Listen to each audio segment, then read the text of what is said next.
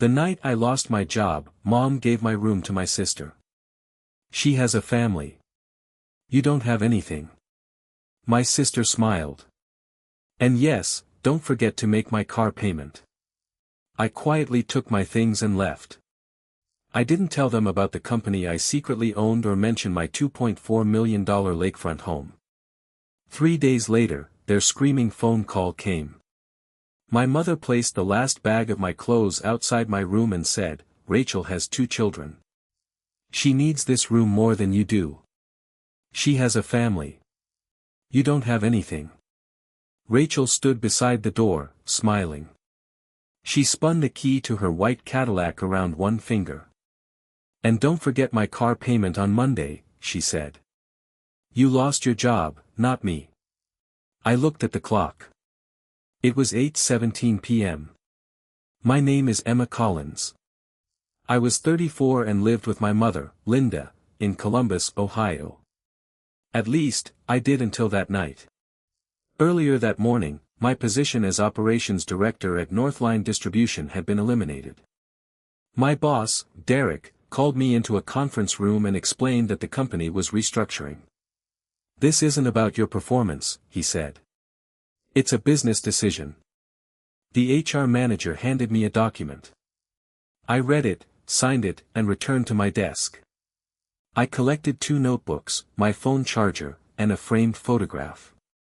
I left an open bag of almonds in the bottom drawer. My fuel light was on when I reached the parking lot, but I drove home first. Mom was throwing frozen chicken into the kitchen sink. I told her my position had been eliminated. Her first question was, "Who's going to pay the mortgage now?" "I'll take care of it." "How?" "You don't have a job."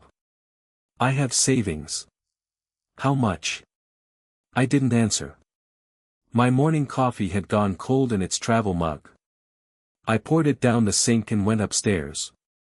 An hour later, Rachel arrived with her husband, Jason, and their 2 children. No one asked if I was okay. Jason said, "Rough day," then went into the living room to watch basketball. Mom and Rachel talked in the kitchen. I stood near the stairs and heard everything. The rent on Rachel's townhouse was increasing. She wanted to move her family into Mom's house. Jason would help with the mortgage, she claimed, although he hadn't paid any bill consistently in 3 years. A few minutes later, Mom called me to the dining table. "Rachel is moving in next week," she said. "She said her children will use your room." "Where will I live?" "You can sleep on the couch for a few days, then find a studio apartment. I pay the mortgage on this house." "You used to," Rachel said. "Now you're unemployed." I reminded them that I had paid the mortgage, property taxes, insurance, and most repair costs for 6 years. "That was your choice," Mom said. "I never forced you." That wasn't true. On the 1st of every month, she sent the same message. "House payment due." There was never a "please" or a "thank you." I didn't argue. Mom pulled my clothes from the closet while Rachel emptied my dresser. My books went into plastic Target bins. Rachel placed her daughter's hair clips in my top drawer as if I had already left. I packed my clothes into black trash bags and placed my important documents in my suitcase. Rachel's Cadillac Escalade had been financed in my name because her credit was terrible. She had promised to reimburse me each month. In 11 months, she hadn't made one payment. "The loan is in my name," I said. She laughed. "Then you should be even more worried about paying it." I loaded 3 bags and a box into my car. A light rain had started. "Remember to return your house key," Mom called from the doorway. I didn't respond. I filled my tank and drove north. 50 minutes later, I entered a private road near Hoover Reservoir. My home stood at the end of the driveway. It had 4 bedrooms, large glass windows, a wooden deck overlooking the lake, and an office in the basement. I had bought it 9 months earlier for $2.4 million. I hadn't told my family. Mom would have claimed the bedroom with the best view. Rachel would have chosen 2 rooms for her children, and Jason would have started planning to keep a boat at my dock. I opened the front door. The house was silent. A grocery list lay on the kitchen counter in my handwriting. Eggs, coffee filters, dish soap. I left my suitcase in the bedroom and opened my laptop. My position at Northline had been eliminated, but I wasn't unemployed. 2 years earlier, I had founded Greymon Holdings with my savings and help from a private investor. We acquired warehouses and regional delivery contracts. I worked nights and weekends while my family assumed I was doing extra work for Northline. 6 months earlier, Greymon had offered to purchase a controlling interest in Northline. The deal was confidential.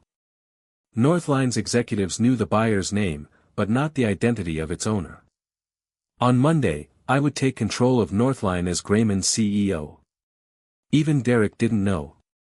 At 11 that night, Mom texted me. "Don't forget to return the key." A minute later, another message appeared. "Mortgage is due on the 1st. I replied, "All right." The next morning, I reviewed 6 years of bank statements. I had paid about $162,000 toward Mom's mortgage. That didn't include taxes, a new roof, a furnace, a fence, or appliances. Rachel's wedding, daycare expenses, Jason's truck, and the Cadillac were separate. The pattern was obvious now. Every time Rachel wanted something, it became an emergency. Daycare. Credit cards. A vacation. Then the Cadillac. If I refused, Mom said, "She has children, Emma." It was as if a woman with children counted as family, while a single woman was only a bank account. On Sunday, Rachel posted a picture of my old bedroom in our family group chat. Her son's gaming poster was already on the wall. My bookcase was empty. "Finally giving the kids the space they deserve," she wrote. Mom responded with a heart emoji. I left the group and made 3 calls. First, I canceled the automatic mortgage payment. The loan was in Mom's name. I had only been providing the money. Second, I informed the insurance company that the Cadillac wasn't in my possession. Third, I contacted an attorney. He sent Rachel a formal notice demanding the vehicle's return by 5 o'clock Monday. I was the registered owner and had made every payment. Rachel called 10 minutes later. "How am I supposed to take the kids to school? Jason has a truck." "You're punishing Mom." "No, I'm taking back something that belongs to me. I won't return it." "Then speak to my attorney." I ended the call. On Monday morning, I put on a gray suit and went to Greymon's office. After our board meeting, we drove to Northline. Derek stood when I entered the conference room. "Emma, what are you doing here?" Greymon's attorney answered, "This is Emma Collins, Greymon Holdings founder and CEO. Northline will now report to her."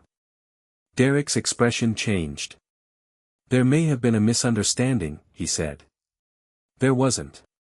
My old position had been eliminated. "I didn't fire him," I said.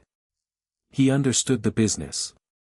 I did establish a policy that no employee would ever again be handed a box and given 15 minutes to leave." At noon, the acquisition was announced publicly. My photograph appeared on Northline's website and LinkedIn page. Mom called, then Rachel, then Jason. I answered none of them. At 4 o'clock, Rachel arrived in my office lobby. "You own the company?" "Yes. You trapped us.